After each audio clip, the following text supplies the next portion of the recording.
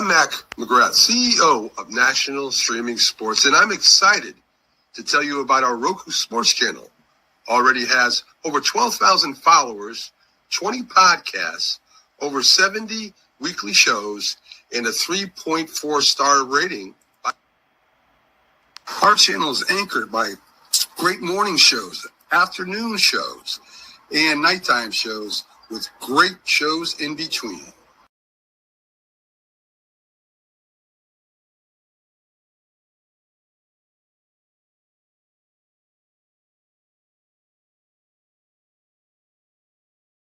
How you doing today? This is the Big Football Show. Mac, one of your hosts on it. We're going to give you our fantasy football team versus the NFL players. Now, we're using this basis off their top 100 players. So we let them pick first, and then we went. And this was the results of that. So for the players, their fantasy football team is quarterback Lamar Jackson. Their wide receivers are Tyreek Hill and CeeDee Lamb. Their tight ends are Travis Kelce and George Kittle. Their running backs, Christian McCaffrey and A.J. Brown. Our tight ends, Kyle Pitts and Buffalo Kincaid. Our running backs are Breece Hill and Jacobs. Our edge rushers are T.J. Watt and Micah Parsons. And our defensive backs are Sauce Gardner and McDuffie from the Chiefs. We also made some predictions on where we think the quarterbacks will be in this year, what their rankings would be on the AFC.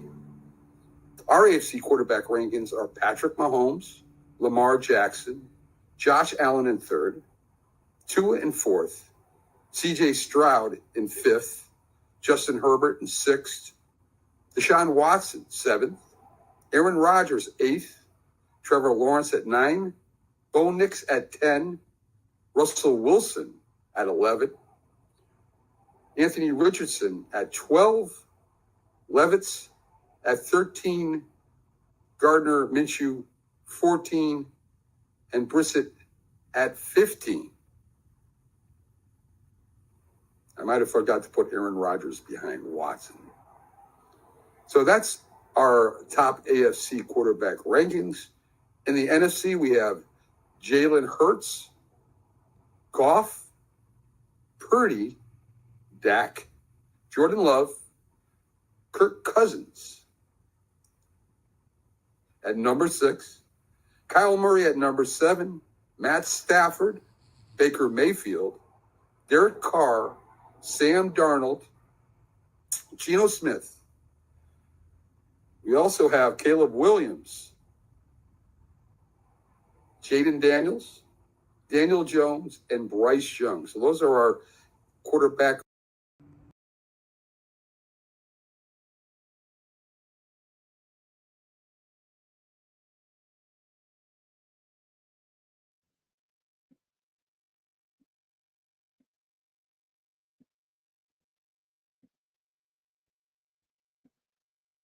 Good morning and welcome to the Sunday Morning Big Sports Show. I had to put that one in because so much has changed since last season, and especially with Derek Carr. Good old Mac, of course, our Mac moment opening up our show today. Good morning, gentlemen. I hope you all are doing well today, and welcome in one and all. I'm joined with Keith, Jack, Bustrilla, J-Train, and myself. I hope everyone has had a great weekend. Today is big day, game 7. We'll start that off with the NBA playoffs, y'all. I know everybody's looking forward to that. Last of the Mohicans for the Western Conference semifinals, the Thunder versus the Nuggets. Game 7s are always fun. I love game 7s in every sport, especially hockey and basketball seems to be even better. I'm a big baseball fan, but it seems better than baseball. We've seen that back and forth series here. I think the Nuggets' chances might hinge on the health of Gordon today. Whether he can go or not might make a big difference today. Jokic carries his team on his back, but his supporting cast has been huge here as well. So it's going to be interesting to see. Yeah, of course, they're talking about Gordon possible injury in that last matchup. And so, we always talk about players are playing through injuries regardless, but it's just the severity of them at this point of the game. I mean, even if it's a bruise, it's still some type of injury. I mean, with this type of postseason, they've been playing super aggressive, overcoming huge deficits. I mean, Striller, what do you think? I mean, this is one of the games that a lot of people don't really have a dog in the fight, so to speak, but it is an interesting one nonetheless. Oh, I still like OKC. I know Jokic is putting up his points as he should because, like I said, he's a walking triple-double anyway. But, I mean, a lot of these games that Dallas, that they are winning right now is because of the fact that they have other guys stepping up. And that's a big thing for them. So, but it's going to OKC. And if they have any experience, if they've gathered any experience from last season, then they should know they need to come out here and get the job done today. Mm-hmm. Good morning to Brent and Richard. Thank you so much for joining us this morning. That's correct. J-Train, I couldn't agree more. I mean, these guys have to get it done. It's win for real or go home. This is it. This is the grand finale for the series. You're muted. Your line's muted. He's still muted. Still muted. Let's see. Hang on. You're muted, you yeah, I hit thinking what he wanted. You're good. I'm muted. Yeah. So I think OKC. I like their chances of winning today. They really have to, but I think we had a great debate yesterday about this in regards to who has more to lose, and I really think OKC has a lot more to lose because of where they are right now. I mean, look, everybody has to be put to the fire at some point, and you got a superstar player in Shai Gilgeous-Alexander. He's got to be held accountable now. It's going to fall on him. He's going to get the accolades when he wins.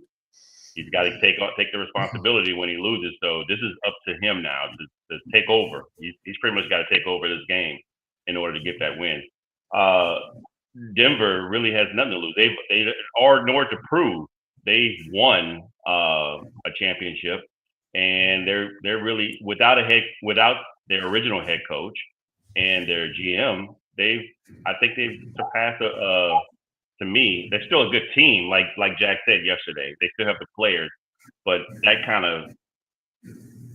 those sort of issues can cause strife and derail a championship season or trying to attain one of those. And so I just think they're doing good. They're doing really well, and even without Gordon, I think they have an opportunity as long as Murray is not hurt and he's on his good side of his streakiness.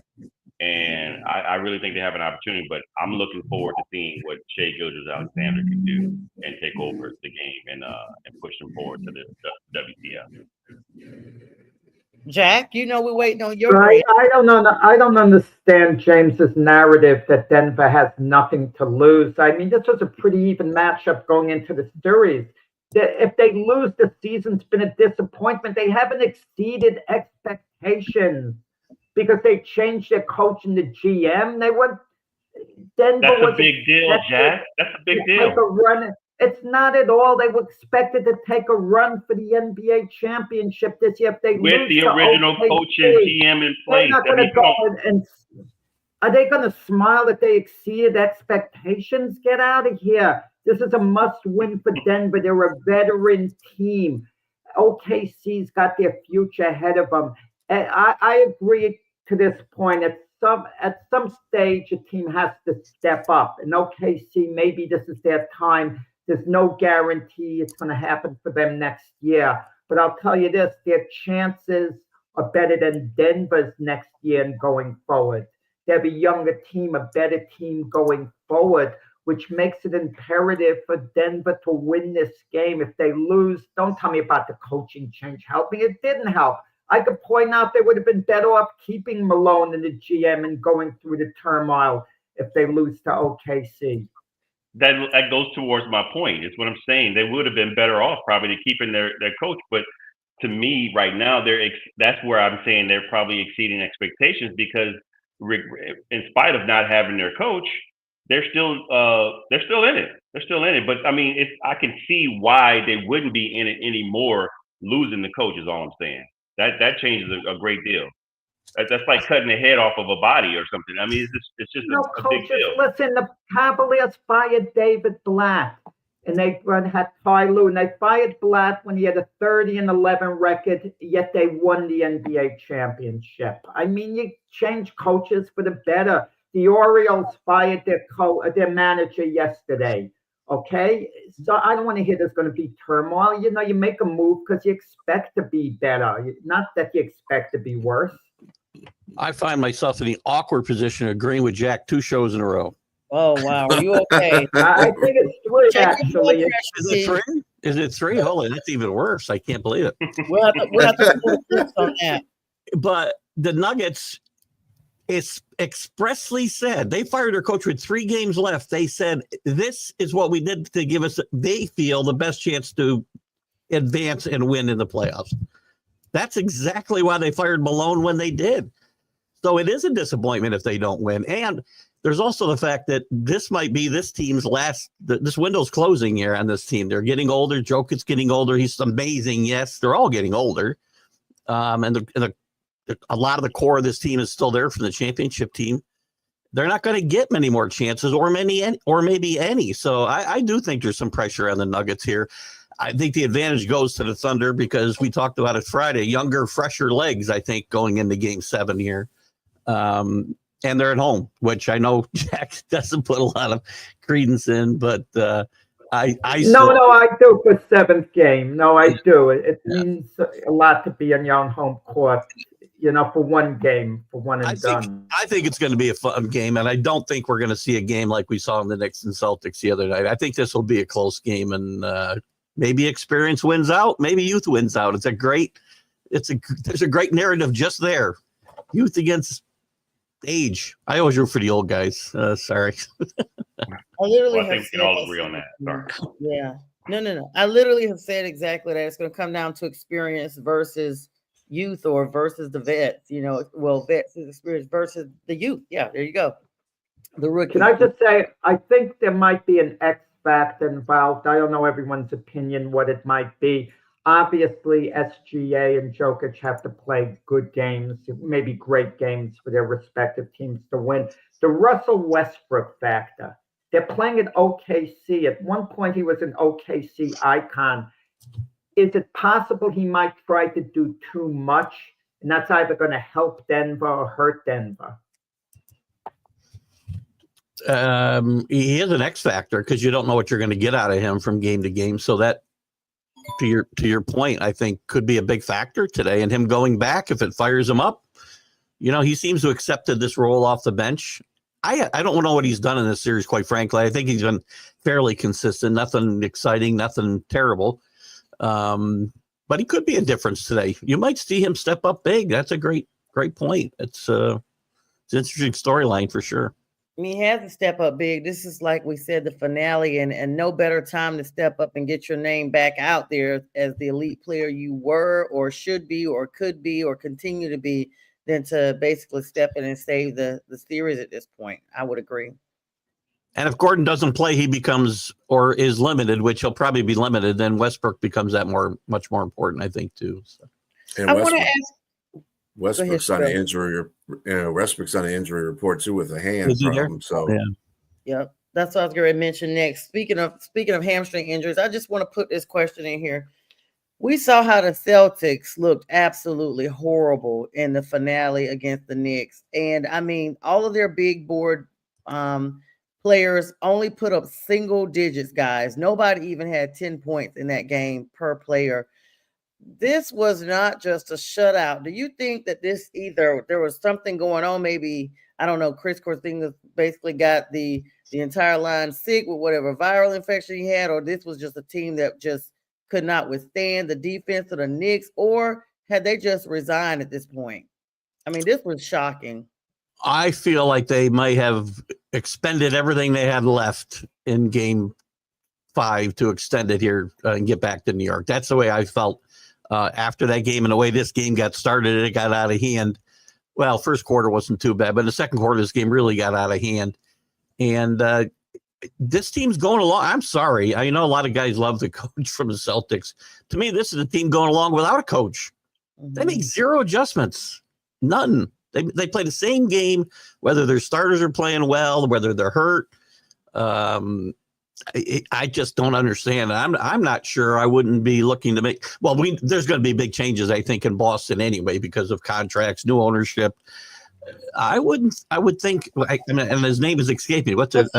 Missoula. Keith, he made a move, but he did make Keith. He took out Al Horford for Luke Kennett in Game 5, and that worked big time. So he did make a move, somewhat of a gutsy move. You got to substitute guys. I mean, as far as gameplay though, and strategy, it's the same every game. There is no strategy. I mean, yeah, you got to make the right moves off the bench. I get it, but I really think Joe Mazzulla might be, and he'll probably get a job right away if you were to get let go. But no ownership. Just because he won a championship last year, I wouldn't think Joe Mazzulla is safe in this offseason. I would agree with that. I would say this kind of reminds me of like the Jimmy Johnson, Barry Switzer situation. Yeah. To me, Ime Udoka was the real coach there. And in spite of what you think of him, in spite of what are the transgressions with anybody in the company, on the court, he was the best coach, and he tells you that in Houston, unless you know that.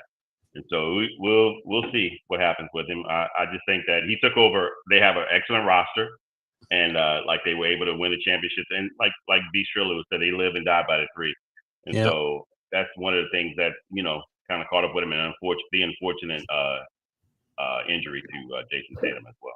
So let me get this straight. They win an NBA championship and they follow up with 61 wins in the regular season. And Keith Engel and Jay Train won them out fired. But Thriller, I hope you don't make it unanimous. What do you think? We didn't say we want him out. We're just making a point as to the possibility of them letting him go. New ownership. You're putting him on notice. If you're the owners, you're putting him on notice. No, I think he's in trouble, not on notice. I think he's in trouble. That's what I think.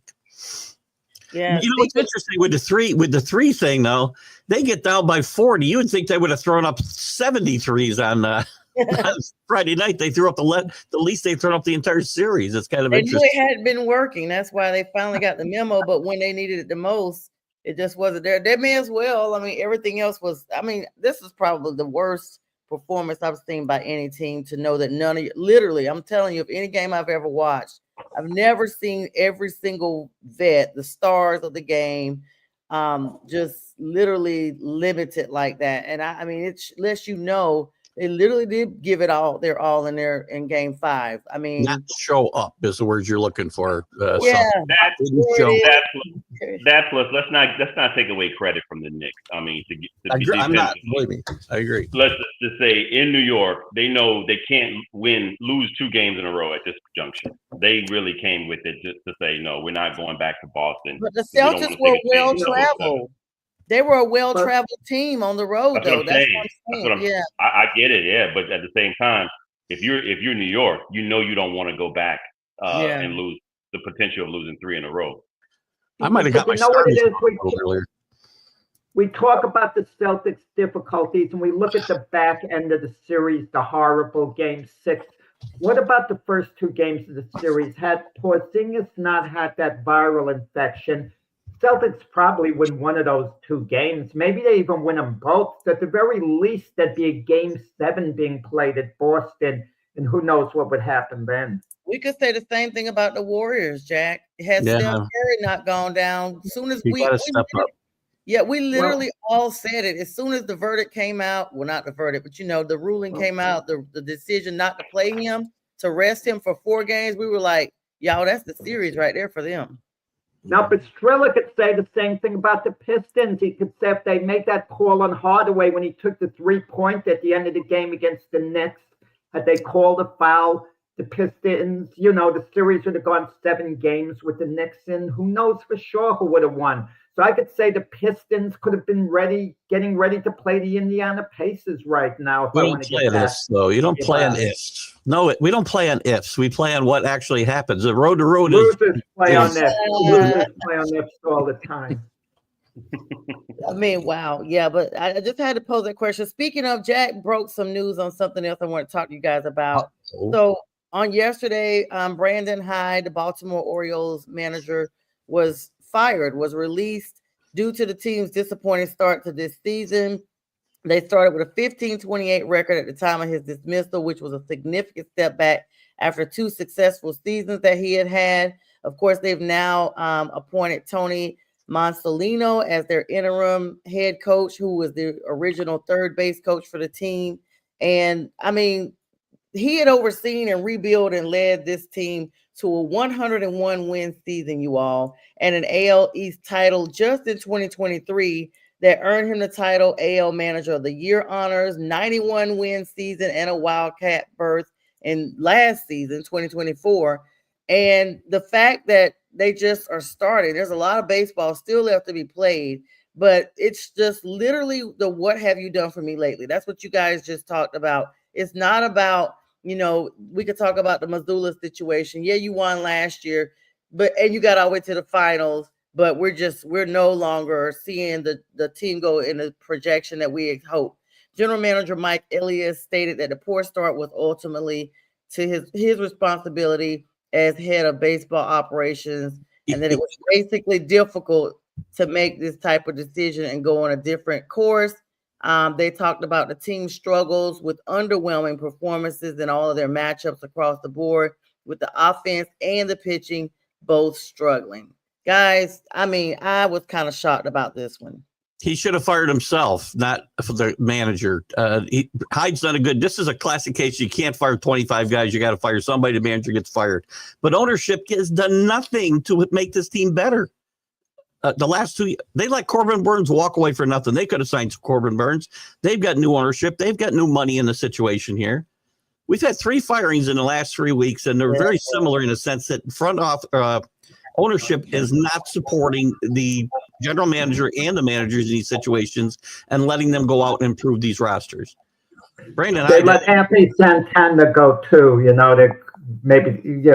They're really good outfielder to Toronto in free agency. And they haven't hit. They haven't hit, and that's as much of a problem as the pitching has been. And they've got some injuries with pitchers that'll come back here in the next month or so. But you got to be alive when they come back, or undead. Sorry, James. I should use the or not dead. Not dead.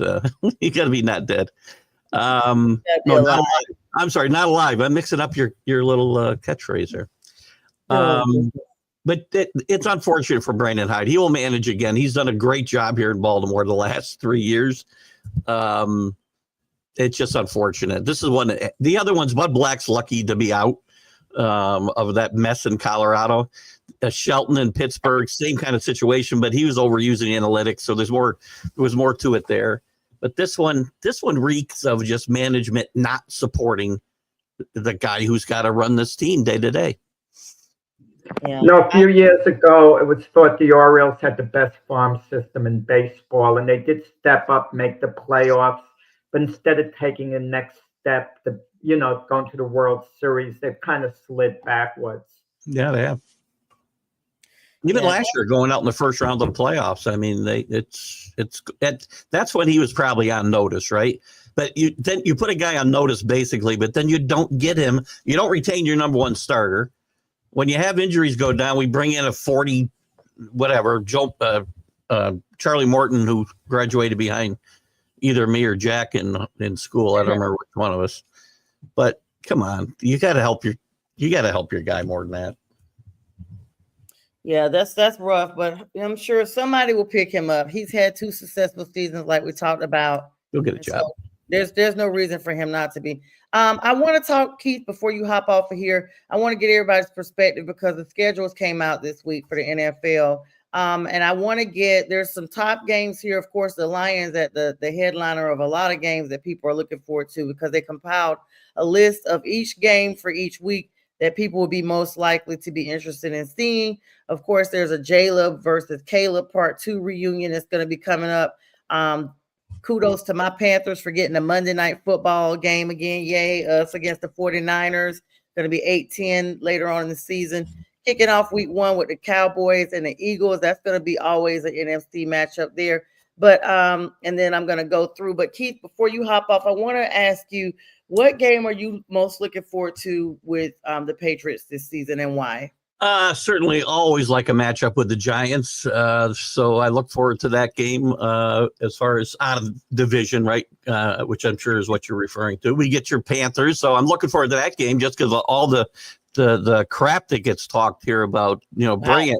We're going to bring it. We're going to bring it that day. Wow. You guys are normally subdued, Keith, but it's going to be interesting this year to play you guys. I've been waiting for the right moment, and it'll crank up as we get through the summer into September and see how these two teams get started. So we got everybody.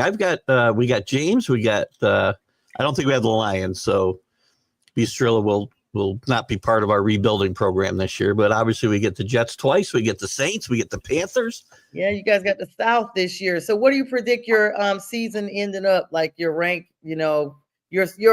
are you above 500? There's a chance. I still think a lot of things got to go right for this team to go 9-8. Quite frankly, I mean they could quite frankly go 5-12 too. My opinion will change one way or the other as we go through the summer a little bit and we start seeing how that offensive line plays. That's going to be a key here. I mean, they've improved some of the weapons. They've improved the defense. We've improved the coaching situation and the culture. Now it's a matter of protecting the quarterback because none of that's going to matter if you don't protect the quarterback. So they built around Drake May. So I mean, this is his second, third year going second year. Yeah, he looked impressively better as the year progressed. And so this year, it's kind of like how people talk about Bryce, but literally Drake May looks almost akin to the UNC Chapel Hill Drake that he was coming into the draft. I was impressed. So the battle's gonna be fierce against you guys. Some people are predicting you guys to beat us, actually. Well, I am. So that's so some people are. That's all that counts, right? That's all that counts. Listen, Drake, a couple of big improvements to make, but one big thing he needs to stop doing is sliding head first. Stop sliding head first. I don't like quarterbacks do this. That's I rough. don't understand why they do this. Oh, he's trying to do Tua, huh? He's trying to be a Tua. And he does too many of that. Too much. He's kind of eased up on it later in the year, but he had a concussion early in the year, and he probably had more than one, quite frankly. But big improvement. I'm really interested to see what happens with the offensive line here. I mean, they didn't playing baseball. Yeah, they didn't make big swings on the offensive line, except for their first round pick, obviously. Mm-hmm. But they made some small, hopefully incremental improvements, and sometimes it doesn't take much. I mean, he can move around, so you don't have to, give him 10 seconds in the pocket. So I'm excited. Again, it has been a few years since I've been excited, so I'm excited about this season. Very good. Jack, I can tell you're eager to ask Keith something. I can see you leaning in. No. I just had a lot of thoughts. It was a thought-provoking question what you asked. Mac used to drive me crazy. He'd want us to predict wins and losses on the whole schedule. That's what I'm asking. Which to me was utter nonsense. No, it's not. You don't know where a team's going to be at a certain point of the year. I know what I think. You can guess. I mean, people do it all the time. Vegas is doing it. Yes. Last season, if we had to make predictions, any team playing the Washington Commanders would have checked it off as a win, and look what they were late in the season. Well, it's okay to make predictions. I don't know, but if I had to do it, if Mac were here, I would welcome the question because I put a check mark for victory next to the Panther and Saint games. Well, we're not talking about you right now. We're talking about check marks for victories for the Jets and those games. Keith Angles, those are 2 wins we got. I'm going to give you a solid number. I'll give you a solid number by the time we get to Labor Day. I promise you that. Thank you, Keith. We appreciate you. Keith Angle, everybody. We know he's got to hop off and going over to his Stream of Consciousness show every morning, 8:30 a.m. Eastern Standard Time. Keith, have a great one. We'll see you on Wednesday. Enjoy your Sunday, guys. Thank you. Perfect segue there. Jack, since you are literally 3D at this point, popping out of the screen at me about your raggedy Jets, please tell us what's so important. Bye-bye, Keith. I'll try to listen to that comment before I go. Tell us what is so important that you just could not hold yourself against this quarterback fiasco that you have that you're so ready to No, go? well, I'm going to have Pastrilla as a character witness here because we got Aaron Glenn as our head coach. So Pastrilla, well, I'm sure will have my back because he's an Aaron Glenn guy, I believe. He Am ain't I got your back correct? in the Raggedy Jets. Because Aaron Glenn is years with the Lions. Look how you coming in begging. He begging for co-signers. You're begging for co-signers before you even tell me what I want to know. You don't need no What do you want to co-signer know? here, Jack. Okay, you want to know what I'm looking forward to most? Jerry Jones at MetLife Stadium when the Cowboys come in, sitting in the booth, making his presence felt. How's that for storyline? That's great. And think you guys are gonna? So you're playing the South this year, and you're also playing the Patriots. You don't play the Lions. Bistrilla will probably grab them next season. What is your prediction? I'm not gonna make you do wins loss because you've already given us the preamble. No, I'm going to tell you around where the Jets are going to be this year, approximately. It's not a final prediction that could change. They'll be around 8-9, 9-8, in that territory. I'm not overly enthusiastic about what's going on. I like the way they've addressed the offensive line. Justin Fields, I could see 3 wasted years because he's going to play well enough for them to stick with him next year, maybe the year after. And the Jets might even go to the playoffs once in the next 3 years. And people are going to say, oh, look at how many years it's been before they got to the playoffs that Justin Fields is playing well. Maybe play well, but he's not the type of quarterback that's going to get you to a Super Bowl. And that's everyone's ultimate goal. And there's a reason Justin Fields, that Steelers moved on from them. They don't have a quarterback. They could have had Justin Fields quarterbacking the team. I mean, I trust Mike Tomlin's judgment. Mm-hmm. Okay, well, listen, speaking of judgment, this is where we're going to put a pause and we got to take a commercial break real quick. Good morning to Miss Linda, who is joining us as well. We hope you're doing well this morning, Miss Linda. Always thinking of you. We got to take a 1-minute, 30-second break. And when we come back, we're going to wrap up with Jack's comment on that. We also are going to be getting with Bistrilla and Jay Trainer and myself on their thoughts. And then we'll close out with the Ask Jack segment. I've been forgetting to do it. Mac has asked me so many times, and I've come up with a perfect trick question for you today, Jack, since you're such a... Well, James is going to get it right. I'm going to miss, and then James comes is not doing it. It's going to be you. Let's go to this after I miss it.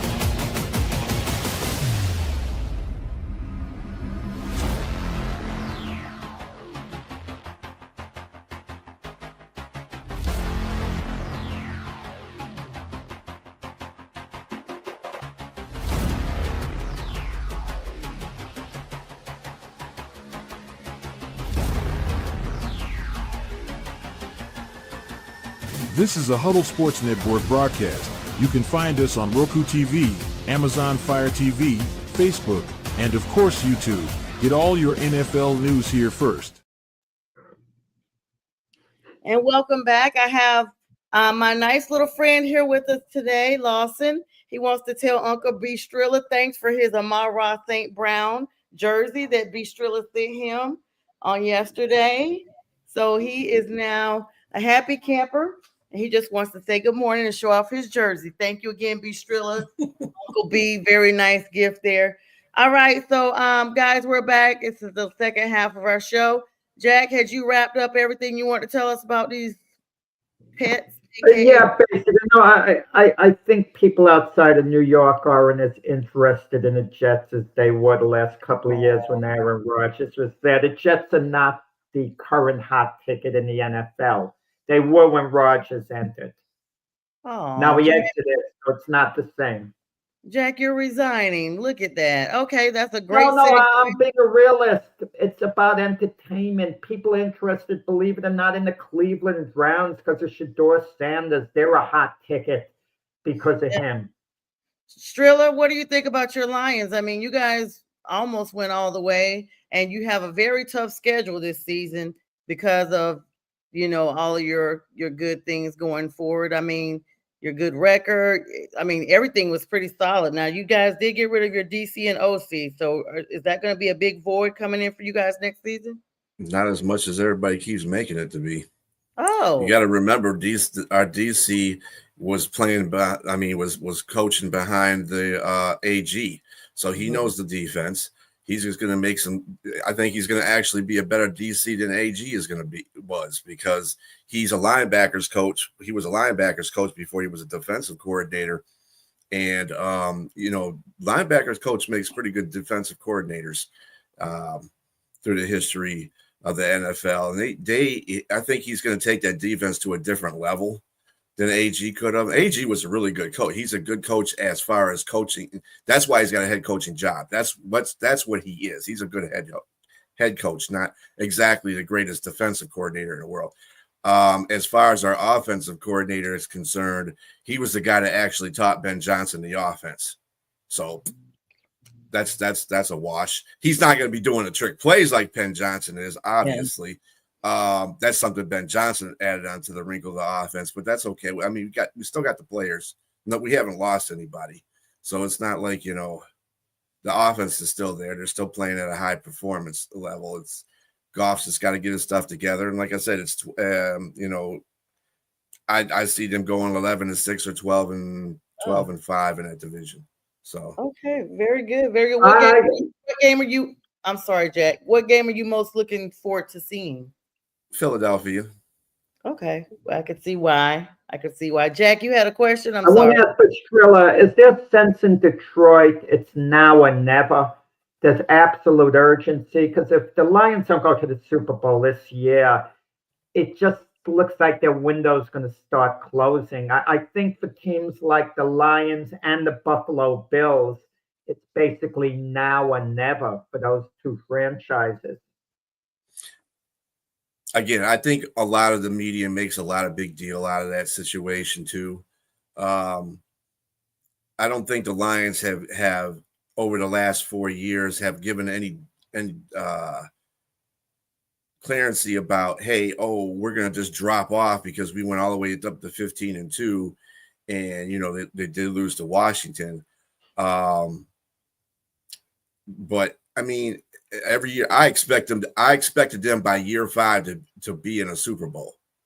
Not exactly win one, but be in one. So this is their year to be in one. Now, as far as winning and losing it, I couldn't tell you that. I couldn't, I'm not Nostradamus, but I expect them to be in a Super Bowl this year because it's their 5th year. This is Dan Campbell's 5th year. So he needs to get together. If they don't get in the Super Bowl, I'm going to have some questions to ask because you got to look at it. Year 3, they could have went to the Super Bowl and they had a collapse in the second half. And last year they lost to Washington. They were Super Bowl favorites. So they're there. They're just not there. You know what I'm saying? So I'm just looking for them. They got to get to the Super Bowl this year. You had too many chances. All right. Very good, Strillers. J-Train, my NFC South brother from another mother. Let's see. You guys got a lot going on in New Orleans, an unexpected change with the quarterback. I mean, or is it maybe Derek Carr was signed and they just had, they knew all along maybe he weren't going to be there for the duration of the entire season. You just never know. And it comes out with this injury. Now he's retired. Now you guys are heavily probably banking on Rattler and, of course, Shuck that you guys just drafted. We may see a glimpse of him in the season. Who knows? What is the most exciting game you're looking forward to this season? Where do you see the Saints going this season? And I'll even let you add a caveat and talk about what I just mentioned about the quarterback, what are you guys going to do as far as that starting position for certain? Well, the game that I look forward to is always against the Falcons. I really hate that team. That out of all the teams in that division, that's our most hated rival. And so, if seeing our team at least win one of those games, this season would be great. But I definitely would love to sweep if we can get it. But outside of those games, I'd like to see the Giants because our friend rival with A Train. But the Giants, I can't wait to see that game, and also there's a couple of games. You guys Titans play the game. Giants? Yes, we do. Oh, we don't. That's weird. We normally get the whole. That's weird. We don't play them this year. Yeah, I don't think we play the whole NFC East, but we do play the Giants for sure. Yeah, you play one team for. We play the West. We play the NFC West this year. All of us play the NFC West. I'm looking forward also to and I think to answer your question, I'm going to answer this question twofold here.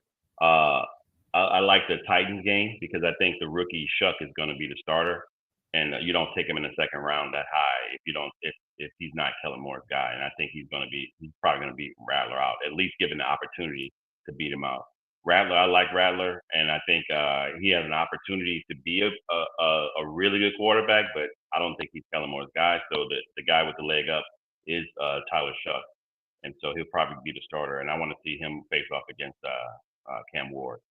Now, in regards to our season and where we are, I'm looking forward to 2026 draft, to where we might be in the top 5 pick. So I just think that we're not going to be that great. I think we have talent. Don't get me wrong. Everybody looks at the overall picture of what they see, what the media projects. Just like Trilla said, there is talent offensively on the team. They drafted high with the offensive linemen. They got 3 first-rounders on the offensive line now. So I think that, with that said, the offensive line should be drastically better.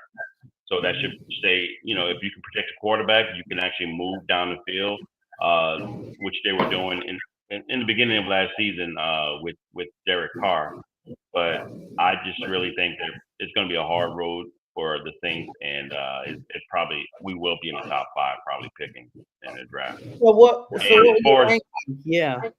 Yeah, in regards to Derek Carr, thank you for saving us $30 million with your retirement. Okay, and did you tell us what you thought you guys would go this season? I'm not sure. I mean, if I'm picking them in the top 5, I mean, say maybe 5 or 6 games. That's 5. Yeah, that's 5 or 6 that you guys are winning or losing. Win. Yeah. Oh, okay. Okay. It's times like this where I miss Mac. I miss him all the time as is, but times like this, I especially miss him. To hear Jay Train say the big game of the year for the Saints is against the New York Giants. Come on. Can you imagine they tried to put that on Sunday Night Football? The executives would say, are you kidding? But you don't have to worry about she actually what mine is, because first of all, the Saints don't have any primetime games at all. Oh, they did what they did to the Panthers last year to you guys. There's 3 teams that don't. It's the Browns, the Saints, and another team that the Titans, I believe, don't have any primetime games at all. So I have to pick what they give me. So, but you know what's funny? The value of Shedeur. We talk a lot about Shedeur Sanders, and people I know want to tell us shut up. But it shows you the value a player like that has. Had the Saints drafted Shedeur Sanders, people would have been talking about him more. What the value of the franchise would have been just a little more. I'm not sure about dollar-wise, but they would have been in the limelight more. For that reason enough, it would have psyched the players up a little more, getting a primetime game. But Jay Train is right. I think the big storyline for the Saints is, by the end of the year, will their quarterback situation be resolved? If it's not resolved, chances are they pick high in the draft and they're going to pick, one of the quarterbacks coming out. And it would be a heck of a story if that was Arch Manning, whose granddad was a Saint legend.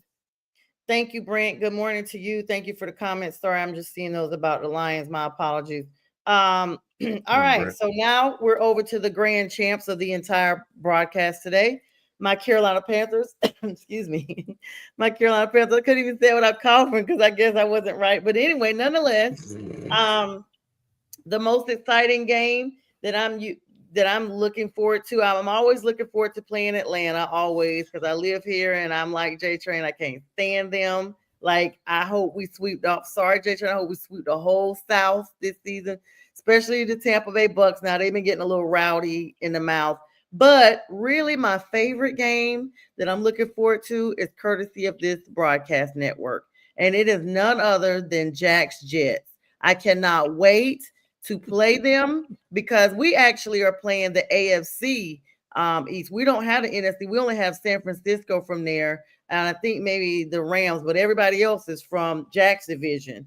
And so we're playing the Dolphins. We're playing Jack. We're playing a whole bunch of people. Nonetheless, I'm looking forward to playing Jack so I can finally silence all these stabs that he's been taking at the Panthers.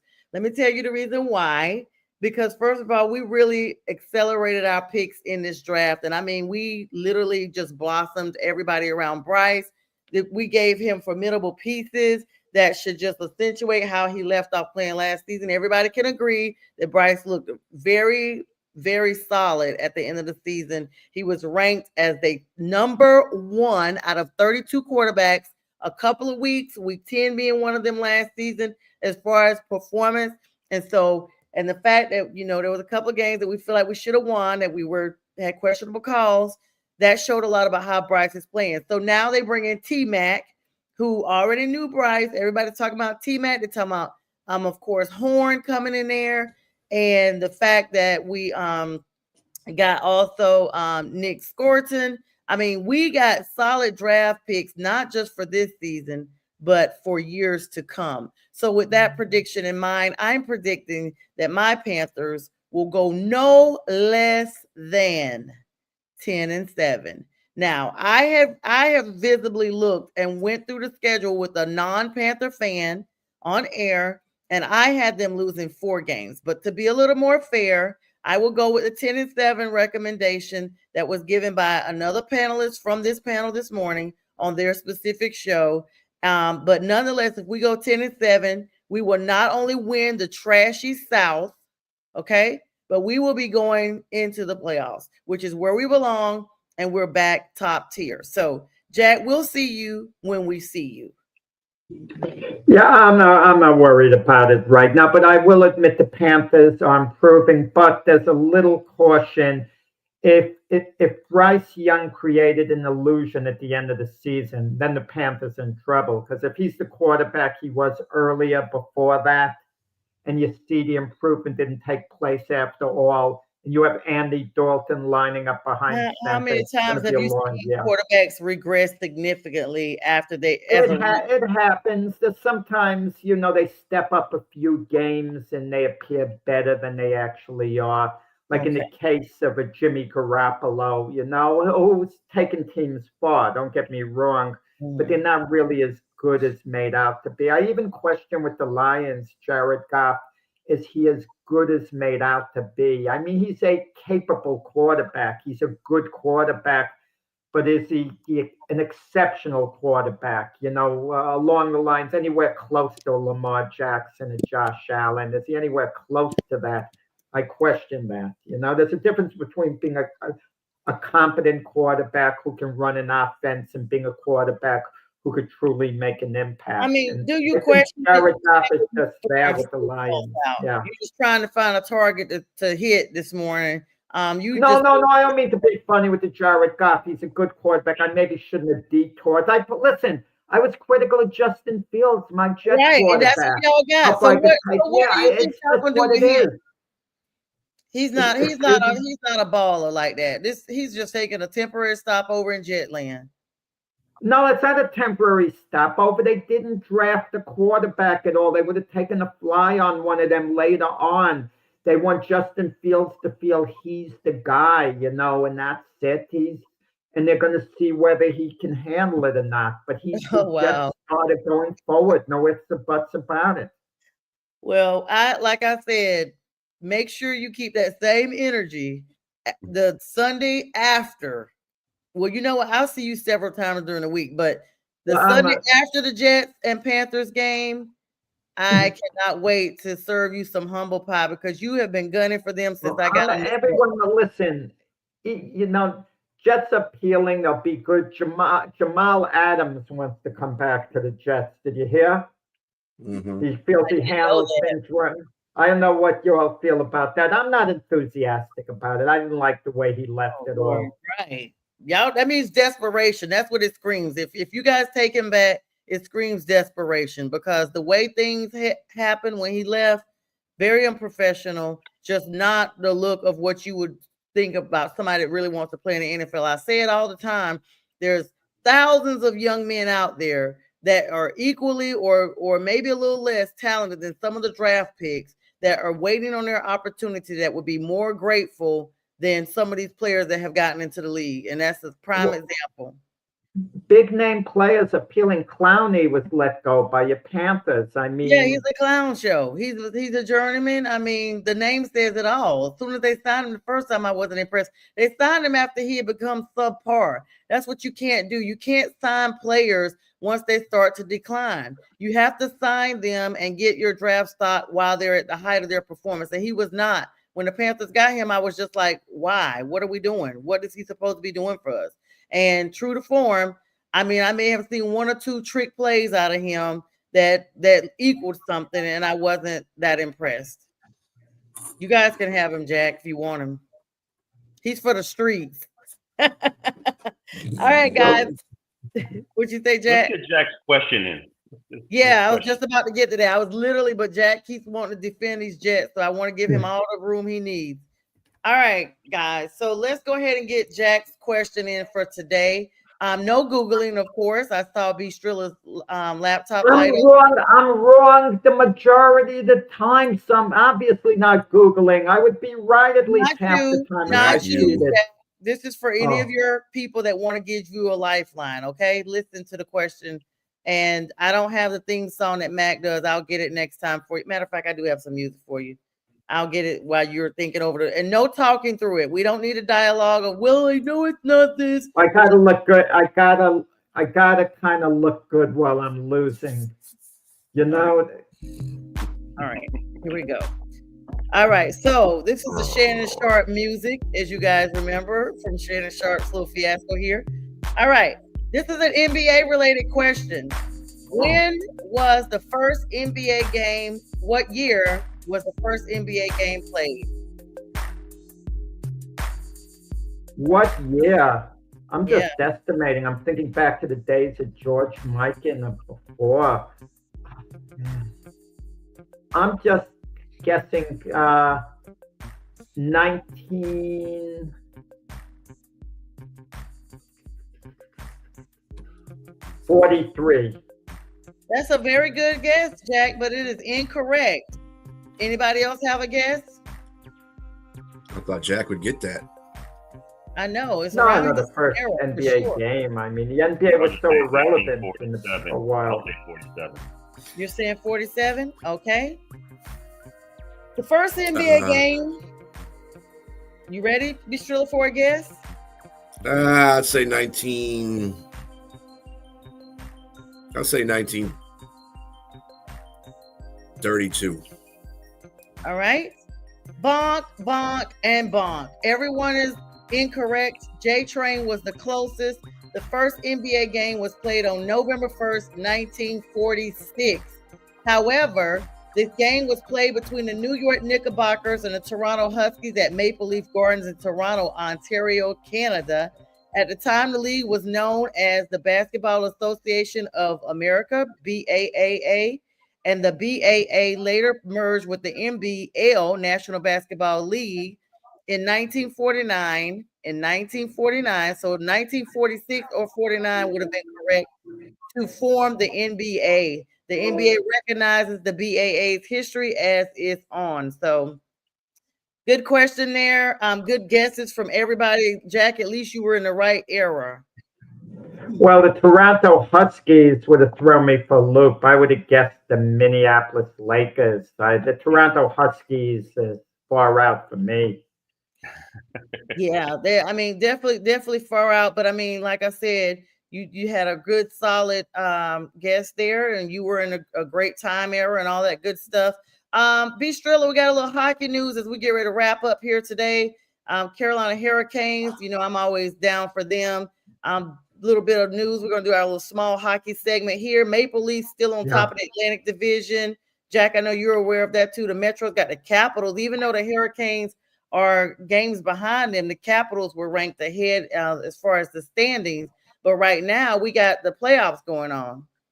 I'm not the biggest hockey fan, but I'm looking forward to tonight's game. Game 7, the defending Stanley Cup champion Florida Panthers against the Toronto Maple Leafs. Yes. But Skrilla could appreciate this. The Maple Leafs are the Detroit Lions of the NHL. Every year in the playoffs, they get eliminated, but it's been going on longer than the Lions, and they've had a lot of years a team that people thought were the best in the NHL. But somehow come playoff time, they don't get it done. Now it's a game 7. They got off to a 2-0 lead against the Panthers. Then they lost the next 3. They won their last game in Florida to force a game 7 on their home ice. It's going to be exciting tonight to see whether the Panthers get to the Western, Conference Finals. They haven't won a Stanley Cup in ages. And it would mean so much to Toronto, to win that. That's a hockey town. They're always even with the NBA playoffs. It's so weird. But Strilla, yeah, what you got for us with that as we get ready to work about 2 minutes here left? So just remember, you guys are forgetting about the Winnipeg Jets and the Dallas Stars. The Dallas Stars won that series 4-2 yesterday with a 2-1 win by Dallas in overtime. They're going to go on. Dallas is going to go on and play Edmonton. I think in that series, I told you, I think Edmonton is just focused right now. I think there's really no team that's going to go. I'm comparing Edmonton to the Indiana Pacers right now. They're focused. They got themselves off the snide. They're focused. They're ready to go. The problem is, just like with Indiana, their coach is somebody that, can't quite past that playoff hump. As far as Florida and Toronto go, I mean, Florida is the outstanding Stanley Cup champ right now. However, I would like, and I'm saying this with tongue in cheek because I hate Toronto. I'm not a big Toronto fan because I'm a Red Wing fan, so forget Toronto. But anyway, I still like to see Toronto win it anyway. And thank you, Jack, for keep taking digs at my Lions through other sports teams. But anyway, that's fine. That's what he does. That's what he does. Anything to take a stab. But Toronto, I would like to see Toronto win it. Toronto is at home, so I'm going with Toronto. I want Toronto to win the Stanley Cup. You're right; they've been a long time, and that's basically Team Canada right there. So if Toronto wins the championship, then man, Toronto is going to be lit if they ever win the Stanley Cup. Woo, that city's going to be lit. Other than that, I mean, whoever wins that's probably gonna be who they're gonna play. They are playing they're gonna be playing your Carolina Panthers. So it's gonna be Carolina or Hurricanes, yeah. Carolina Hurricanes and the Toronto Maple Leafs if they win. That'll be your conference finals right there. How can you go get me a hockey jersey? Jack, you were saying something? Yeah, very quickly, just for Strilla. Keep in mind, I did pick the Detroit Tigers to go to the World Series this year, so I don't hate the Detroit teams. Keep that in mind. Okay. You weren't enthusiastic about that pick. You brushed off my prediction. I had more faith in your Detroit team than you've had. Oh my gosh! No, I got faith in my Detroit team. Were you wrapped up? We gotta get ready to go. Were you wrapped up with your NHL series? Yeah. All right, guys, it's been a great show as always. J Train, Jack, Bistrilla, and myself. We will re-air this show at 4 p.m. Eastern Standard Time. Stay tuned to the Roku channel for everything we got going, Huddle Sports Network and Elite Sports Entertainment Network. We wish everybody a great Sunday. Mac is always with us. Jack and I will see you guys tomorrow morning on the Mac and Jack show at 8 a.m. Make sure you guys join us there. Have a great Sunday, everybody. We really wish everybody well. Let me get all these banners down for you guys, and we will be out. Happy Sunday, everybody.